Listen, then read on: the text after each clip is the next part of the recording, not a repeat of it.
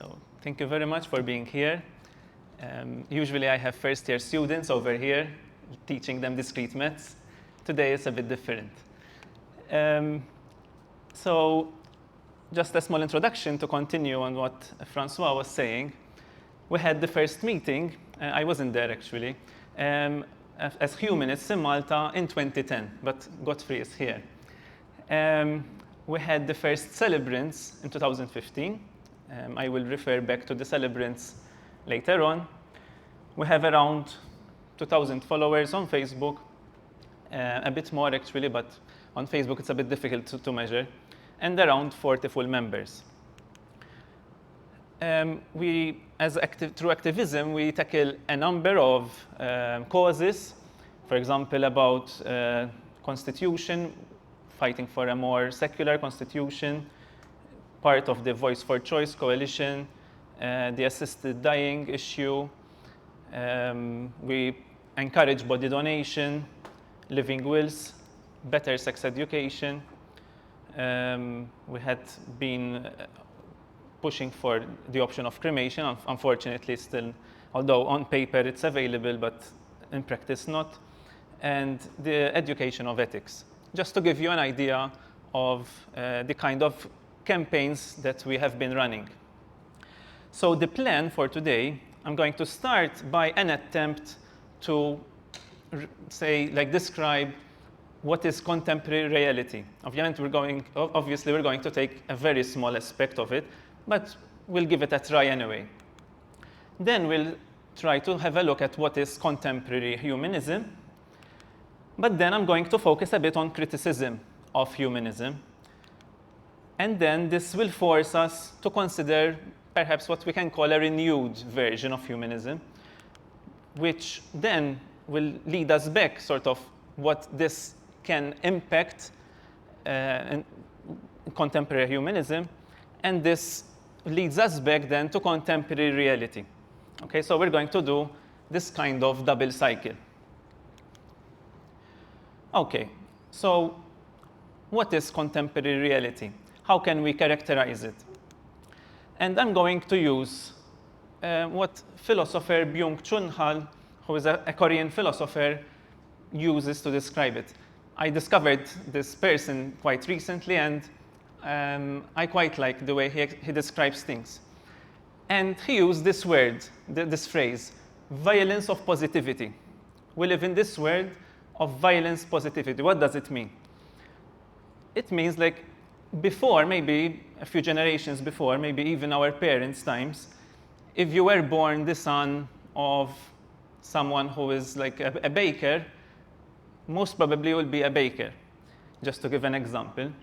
But now, like, the possibilities are much wider.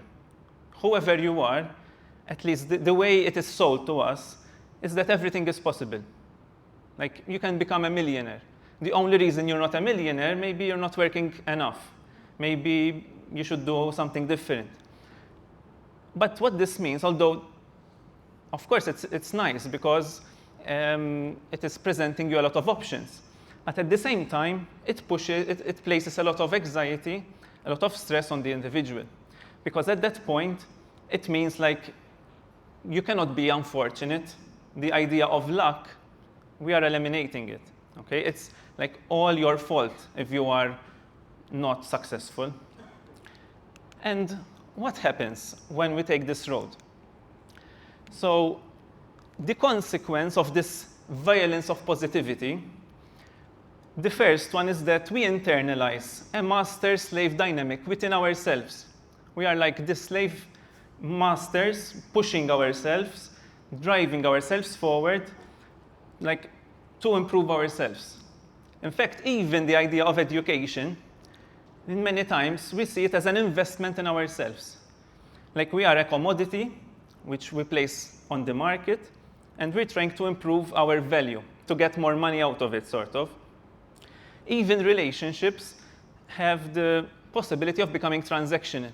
So I become a friend with you because I can improve my package. And I'm going to take a quote from the same philosopher, which he calls like the person in this ultra positive environment gets exhausted and depressive, grinding themselves down, okay, like at war with itself. Okay, and you have to realize then the effect of the concept of power. So when people are like this, you don't have to like control them that much. They are controlling themselves. And because we are like stuck in this loop of focusing on ourselves to improve ourselves, like we end up, he says, hollow and empty, because we are like exhausting ourselves. And when I was looking, I found that snakes, when they are stressed, they start eating themselves sometimes, with bad consequences, of course. But the image is very interesting. The second consequence of this positivity is that when we try to eliminate anything that is negative, anything that is wasteful, when we focus too much on efficiency, everything starts becoming more the same. What does it mean? So for example, our time, because now even we can work at home, we can work wherever because we are connected all the time. So time, there is not the distinction between being at home and being at work gets blurred. And of course, similarly with places. Before, if you wanted a book, you had to go to the library. Today, you don't go to the library, probably.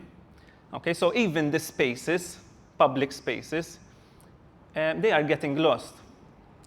Even information. Just this week, on the news, it was said that the now ex-Twitter, they are making all the items more similar. So it's more difficult to distinguish between something which is trivial and something which is a news item. Something like where someone took a lot of time to write and there is a lot of investment behind it versus something superficial.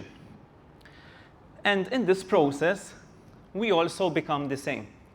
Okay, so with the social media, we have the visual of what everyone is doing. So we are all the time comparing ourselves with others. Okay, so ironically, while we want to be authentic, okay, there is this idea of becoming authentic. I will get back to this as well. Ironically, we compare ourselves with others to be different, but at the same time, we end up paradoxically being more the same. And he calls it the hell of sameness. Okay, we are like losing these differences. Okay, so that was like one attempt to describe contemporary reality. Okay, of course, there can be many other ways, but this is just one description. So now I will move on to describe what is contemporary humanism. And to do this, I'm going to use one quote from Jean-Paul Sartre.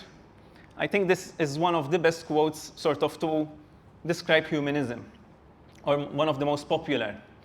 Man is nothing else but that which he makes of himself. And there is like some resonance here with the other one, right? With the positivity in a way. Like there are all the options. And in another place in the same book, he says, man is condemned to be free. Okay, so all this freedom, in a way, gives us this anxiety of deciding what to do. This is nice, this is interesting, but also I find it a bit abstract. It opens up a lot of options, but also, in a way, does not support you much. And then Simone de Beauvoir takes it a bit maybe further, which I like it a bit better.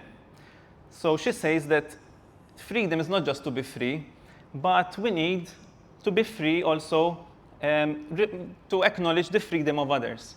And that freedom of others is a condition for my freedom. So what does it mean? It means that if others are not free, I cannot be free. Okay? Our freedom are interdependent. Okay, so this map shows you wherever in the world there are humanist associations. So to give you an idea of contemporary humanism. Of course, as you can see, it's very much centered over here in Europe, but humanism is becoming more of an international thing, slowly. But of course, this is very telling, the fact that it's quite centered over here, but we'll get to that in a while. And this is the definition I took from Humanist International website. Okay, we don't have to read it all, but this is like resonating with what Francois mentioned earlier from our website, like the idea to lead fulfilling, meaningful, and ethical lives based on reason and empathy. Okay, again, here I'm going to use reason and science, rejecting supernatural or divine beliefs, rejecting all forms of racism, and respecting everyone's human rights and the natural world. Okay, so you get an idea of the main points that humanism, contemporary humanism emphasizes. Okay, so let's consider what can be criticized about this. Okay, this seems nice, it seems quite optimistic, very positive, but what can be criticized about it? I think the first criticism, which I think we should consider today, is the fact that it sounds so sure of itself. Okay, so when you read those, it feels as if, like, the conclusions, like that we should respect each other and so on.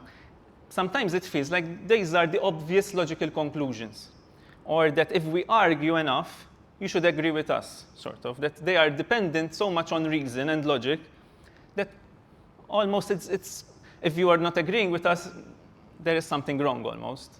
Okay, so there is maybe a hint of arrogance over there.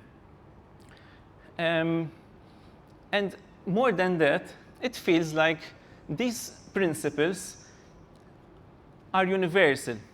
Like everyone should live by these principles, and not just that almost even in the past and in the future, these are so universal, these principles, that everyone should abide by them.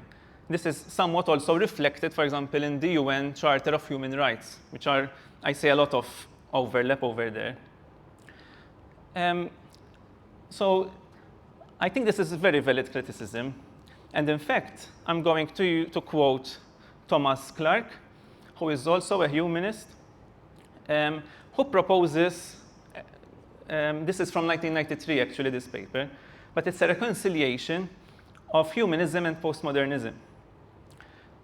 And he says that it's true that sometimes maybe we present things a bit simplistically, okay, as if things are like following directly, very easily from reason, science, and human nature. And there is this maybe kind of duality that the church presents something sure, like God, country, and immortal soul, whilst the humanists, which at some point were a lot like responding to the church, like reason, science, and the individual. And what Dewey called the quest for certainty, this like wish to have things certain, to have like the meaning of life captured in a definition or something like that, it feels like it's still there a lot.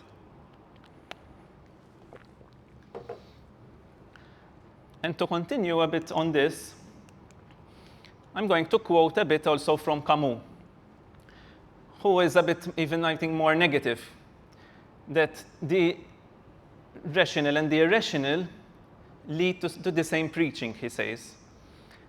Like, there is this obsession to explain, okay? And he calls it a disorder. Like this, like we feel uncomfortable if things are not super clear, that things are like, not everything is falling into place very clearly. So what do we make out of this, out of these positions? I think to understand a bit better, we need to go a bit back to the Enlightenment that we mentioned also before. The Enlightenment, of course, in the context, I think it was very important. It was full of optimism. It was full of belief in the human potential.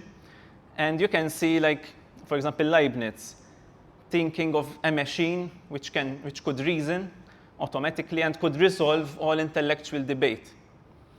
Right? You see how optimistic it was and how, in a way, their worldview was a bit maybe simplistic. And similarly, René Descartes was dreaming of finding a universal truth which is accessible through reason alone. Fast forward to the early 1900s, and this dream of having a mathematical system which captures all the truths without any contradictions was still very much alive. Okay, so this is not too far from our time. And these challenges were presented to mathematicians worldwide. Okay, and there were two important results in 1931 and 1936. In 1931, Kurt Gödel showed that basically this is impossible. Okay, so it's not just we don't know about it, doesn't exist, it's not possible to have it. Okay, of course, this had a huge repercussion on the mathematical world of the time. Okay, there was this optimism, and suddenly, like, what does this really mean in the big scheme of things? Similarly, a few years later, Alan Turing showed that through computation, at least the computational model that we know of today, there are problems for which there can be no solution. Again, not that we don't know of a solution yet, there cannot be a solution. And I feel that this discovery is a bit the same like when ancient Greeks first thought that all the numbers could be represented nicely as ratios of one number over another, but like reality refuses to be simple. Okay, like we encounter paradoxes, they encounter the irrational numbers. Okay, so I think we have to admit, okay, that we cannot like provide simplistic answers, whether we are humanist or religious or in any case. But is it a problem actually to be less sure? Like, what are the implications of this criticism on humanism? Is it really an issue? And again, I'm going to refer to the paper that we mentioned earlier. And actually, I don't think the fact that reality is more complex than it is changes that much our outlook. So I think the agenda for humanists still should remain the same, which ultimately is to find the best solution for the human predicament. Like, we are here, how do we live the best way possible together? So more than anything else, he sees humanism as a political project, not like some logical reasoning with a conclusion that everyone should agree on. But we need persuasion. We need to explain why we believe in these principles and these values of respecting each other and so on, but as a political project. So I think although we have to be less sure, it doesn't really change that much. Also, I think we have to keep in mind that humanism and reality, like humanism is not in a vacuum. Humanism is being all the time affected by reality, and reality is also affected by humanism. Okay, so I think we need to keep this in mind. And I realized this particularly when I was visiting Humanist International. At that time, like I never encountered someone like humanists which are going against atheists. So you had for example, Poland, which is an ex-communist country. The atheists that you find there are more far right, right? So humanists there, although in our imagination we tend to associate humanists as anti-religious, in that case, humanists tend even to be against atheists. Okay, so humanists are a product of their surroundings. They are like a reaction to the rest of the environment.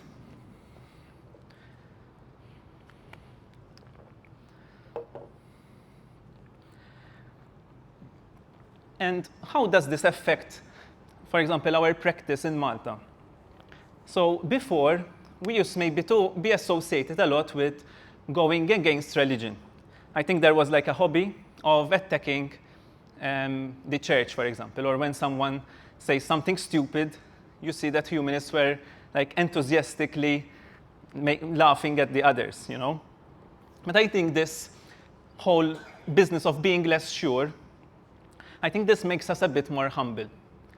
I think we need to show more respect to others. And I think this change in focus, the focus on like having our non-obvious message, that it's not like something like which is falling from the sky and is like based on reason alone, and like you cannot argue against it. Okay, so I think there was over the years there was an improvement and a maturity, I would say. Okay, so that was the first bit of criticism. What about some more criticism? Okay, so as we said, the definitions from existentialists, they tended to put a lot of the onus on the individual. And it felt rather abstract. Okay, and I think this tends to make us feel maybe isolated. And although maybe I don't think it's a problem of humanists alone, but speaking for ourselves, like as a voluntary organization, it tends to be difficult to recruit volunteers, for example. And perhaps this is related to that idea of everyone following their path to authenticity, which could end up being like everyone has their own religion. So then, although it's nice that everyone has their own path, at the same time, to find something common that we can work on together, that tends to be a problem then.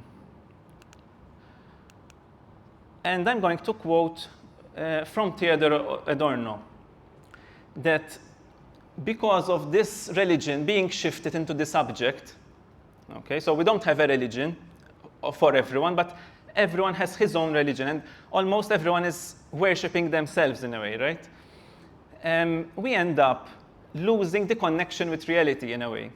Okay, so everyone is concerned with his own life without maybe focusing enough on the rest of reality. And he sees this as like this step towards then he says, like the criticism of culture, where culture then tends to pick up on the shallowness and superficiality, and you have the growth of mass culture. And you would think that this is like he's speaking about Facebook, but this is 50 years old, this quote. Okay, so in mind, he had the televisions in our homes, okay, which were feeding stuff, trivial stuff, to the population. So yes, I think this criticism, which of course I think it's not just a problem of humanism, it's something with our culture as well. I think we need to make more effort to explain what we stand for and to get more engagement, okay, with the hope of getting more solidarity, activism, and also I will mention ritual, because ritual, and we mentioned the ceremonies at the beginning, tend to help us see the community side of things. To give you an idea of how we try to go in this direction, for example, we try to focus on projects more than before, where we engage directly, especially with young people. We see this as an important way forward for us. As I said, we have these ceremonies. We are trying to create a humanist chaplaincy as well, where we provide like support, especially, for example, for ex-Jehovah's Witnesses. So we see that this is very important. And similarly, on an international level, you have humanists who are trying, for example, to show solidarity with humanists at risk worldwide, or publishing freedom of thought reports across the world, like to raise awareness. So I think effort is there, but I think this is something that we need to work more on. Okay, so criticism's over. Like, what do we do from here? What is the next step? So I think the main relevance of humanism, I'm going to borrow a phrase from Richard Rorty here, is to humanize humanity. I think if we can see the problems across history of humanity, it is that sometimes we end up putting stuff above our humanity. It could be religion, it could be the state, as we mentioned about communist countries, for example. It could be reason itself. It could be progress, that we sacrifice the present, the people's well-being at this time for some imaginary future.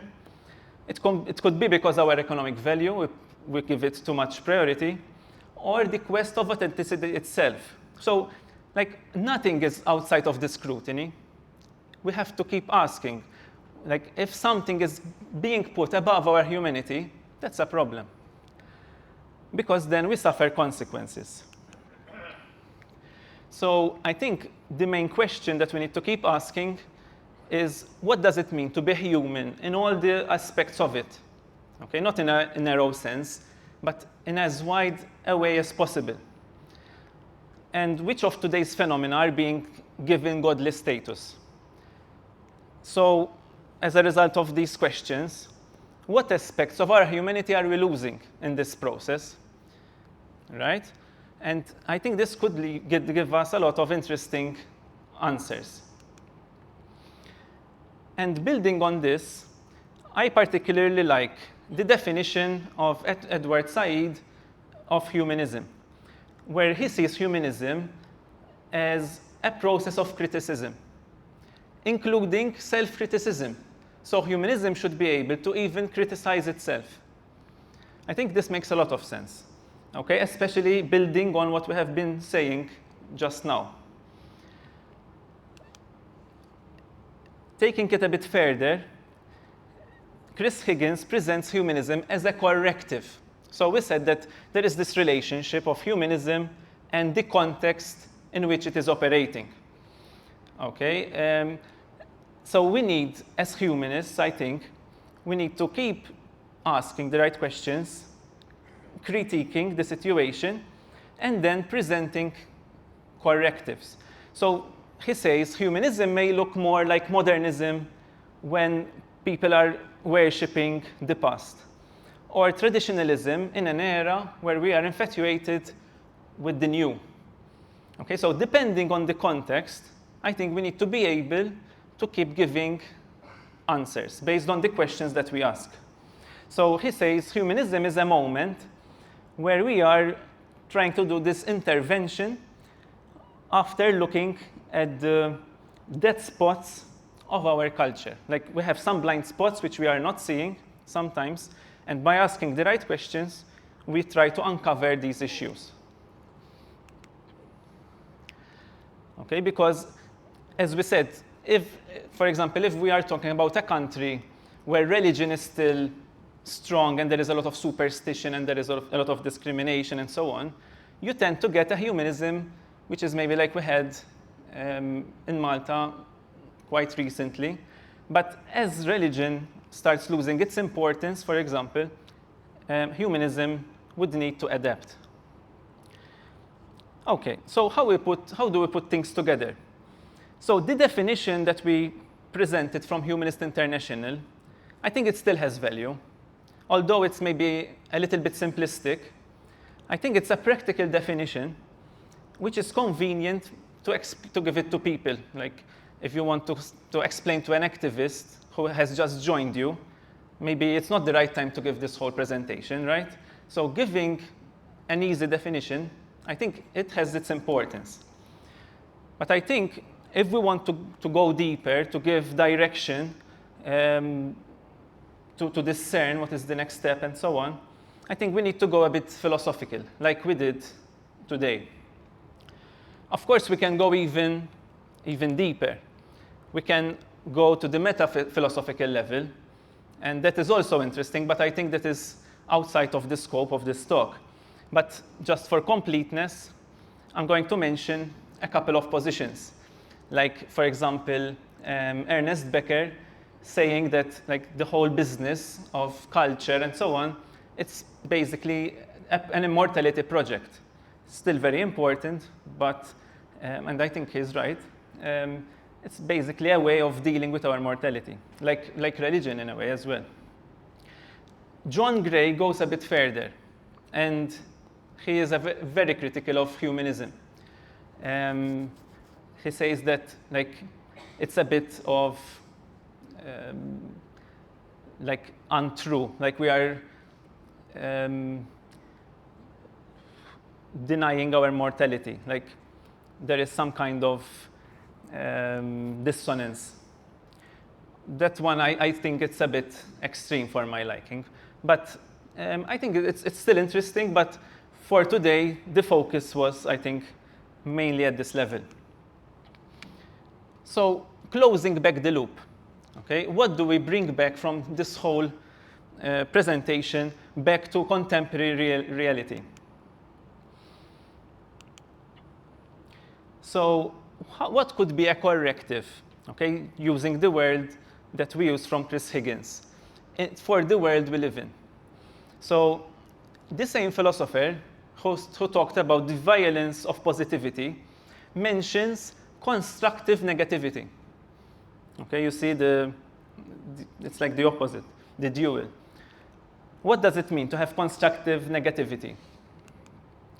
So, for example, time, which we said is becoming all the same, we can like put breaks into it. Like ritual is a way of inserting maybe like something which looks stupid, like we are gathering, we are stopping, wasting time, spending money, blah, blah, blah. But it is putting a stop at certain points to create separations between one particular moment and another. For example, another way of having this constructive negativity is to take more time to consider information. Okay, we are receiving so much information that we rarely have the time to reflect on it. So that's also a way of adding this negativity. Similarly with space. So we need also maybe to make some effort to separate spaces, maybe like work and home, or the use of public spaces. Of course, it might look inefficient, it might look stupid, but I think it's something worth considering. Information, like the idea of keeping secrets, goes against the idea of everything open, everything available for others to see. And this is like the antidote of that positivity. As a very similar concept, now I'm going to take it from Matthew Crawford, is to add some friction. And what he provides, what he suggests, is that we shouldn't end up being distracted with all the options presented to us. Like the world is giving us all the time so many options, which can lead us to get paralyzed. But he suggests to do something we love. Maybe he said something that we use as our skills, something that makes us touch the reality, okay? Because that like grounds us. And I think this, I would like to link it to activism. So rather than ending up like self-absorbed, we focus on a tangible contribution to the world around us. Okay, that is like the way of creating this friction. And through activism, I think this friction can be felt a lot. And the need for this friction, there is my colleague here, we feel it a lot. Because there is like this rush for commenting, to be the first to send something to the newspaper or to post something on social media. This, I'm talking even about NGOs and activists, to quickly label something, to reach conclusions very quickly, to join the outrage. We had, like last week, someone said something, like it's like the stoning from 2,000 years ago. Everyone, even if they don't understand exactly why this person is being stoned, but we enjoy it. And the temptation to cancel, like the cancellation culture. I think this is something also which is very strong. And even humanists are not immune to this. So this article is by humanists, but they are asking whether New Zealand humanists were right to try to cancel, let's use this word, a British women's rights campaigner who went to New Zealand, and there was a big commotion. But asking for the cancellation, I think it's dangerous. I think we should engage with others. I think we should discuss and challenge, but not try to cancel others. And of course, the questions about our humanity will never cease. And here are maybe some questions. Currently, I'm working with my colleague on the new AI strategy. And we are thinking a lot, like the purpose of work. As humans, do we need work to be fully human? If AI takes over most of our jobs, for example, are we losing part of our humanity because we don't have work? It's an interesting question, I think, that we should reflect on. What control are we willing to give to AI? What privacy are we willing to let go for the sake of security? I think we don't think enough about these. We are given free stuff. We are given a free email account, a free account to see social media. And through this free stuff, we are being fed and maybe losing control of a lot of other things. Should we have more protection, for example, against algorithms who exploit our addiction? What if they are underage? Okay, so I think these are not for today, but I think important questions to ask. So to conclude, I think there are very valid criticisms of humanism, which I think are important to help us continue evolve and grow. And I think these two, that sometimes it's too sure of itself, perhaps. And the second one, maybe it's not just an issue of the humanists, but I think we are like part of it as well. That maybe we don't end up being part of the community and contributing to the community. But I think there are important aspects of humanism which are still very important. So this political project, giving voice to these common values that most of us believe in, I think that's crucial. And I think it's important that there is this organization, even worldwide, which is pushing for this. I think these three questions are maybe the crystallization of this presentation today, to ask what it means to be human, what are we like putting above us at our cost? What are we losing by doing this? And so the question is, how can we live more humanly in the current situation? Okay, this is, I think, the question for us that we need to think about. For those who want, I will make available a list of reading material and so on. So thank you very much.